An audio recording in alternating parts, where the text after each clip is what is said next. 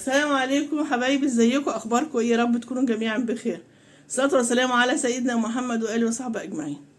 النهارده بعمل ايه؟ كان عندي بصراحه مانجا كده في الفريزر، فقلت اطلعها واعملها ايه مهلبيه. كانت هي قطع بصراحه، غليتها كده على النار في شويه ميه صغيرين ولما ساحت رحت ضرباها بالهاند بلندر، وحطيت بقى سكر، وحطيت معلقتين نشا.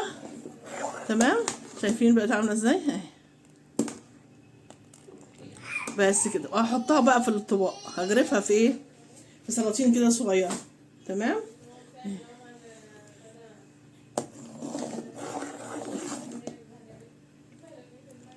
اهي شايفين، ونحط عليها بقى، عايزه تحطي عليها جوز هند حطي، ما عندكيش جوز هند مش لازم. هي كده حلوه قوي وجميله ولذيذه، طعمها بيبقى جميل قوي، وخصوصا لما بتكون مانجا طبيعي غير المانجا اللي احنا ساعات نجيبها في رمضان كده، ساعات بتتباع اللي هي زي قمر الدين.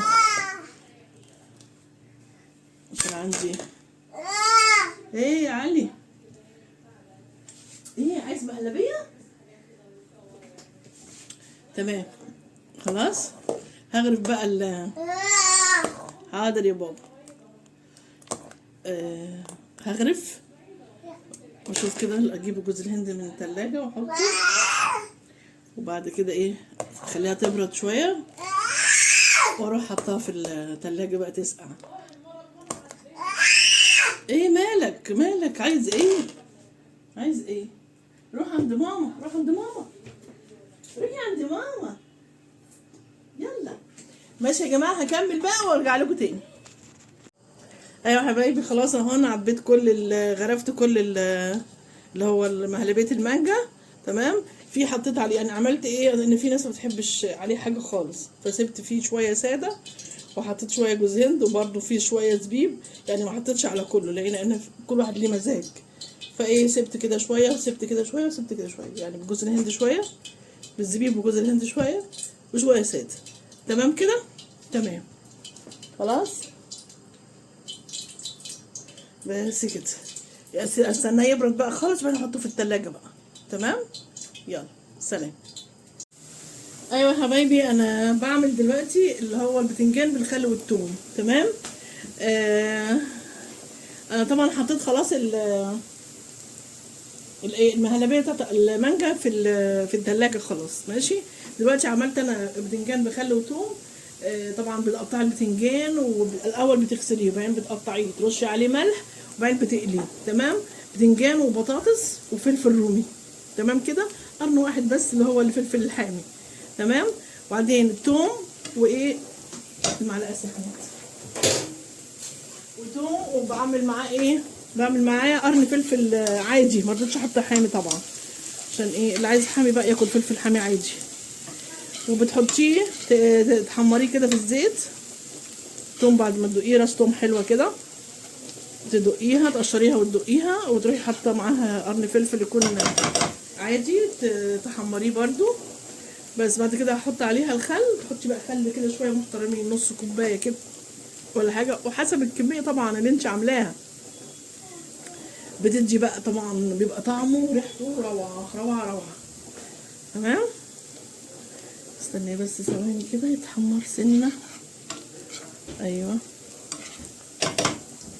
بس كده. نحط بقى الخل، وخليه يغلي غلوه بيه، لازم يغلي غلوه كده عشان يبقى سخن، وينزل بقى على البتنجان والبطاطس. يا سلام، انا خلصت خلاص. تمام. خليها بقى تغلي غلوه كده بيه، وبعدين احطها على الصينيه بتاعت البطاطس. خلاص. طيب تعالوا نستنى يغلي الاول، بعدين نروح على صينيه البطاطس والبتنجان. بصراحه تبقى تحفه جدا جدا جدا، يعني احلى حاجه، احلى اكله بتاكل.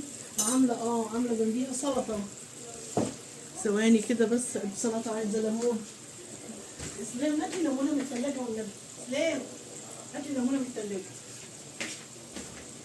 عامله جنبيها طبق سلطه، طبعا لازم طبق سلطه جنبها، بتبقى تحفه، بتبقى خطيره جدا جدا جدا.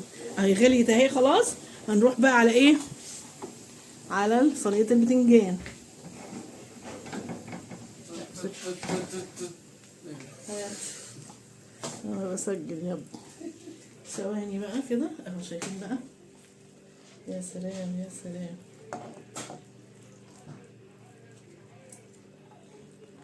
بس كده تمام كده، حلو قوي.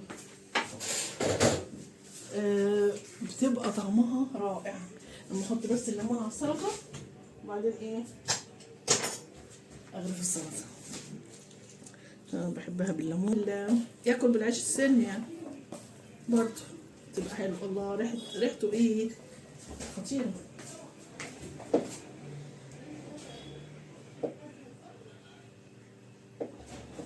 اللي وصل لغايه هنا يا جماعه ينزل بقى يحط لايك.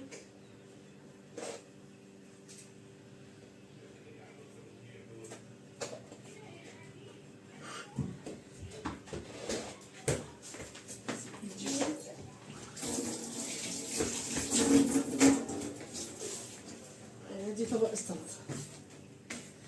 دي ايه طبق السلطه. ايه رايكم بقى؟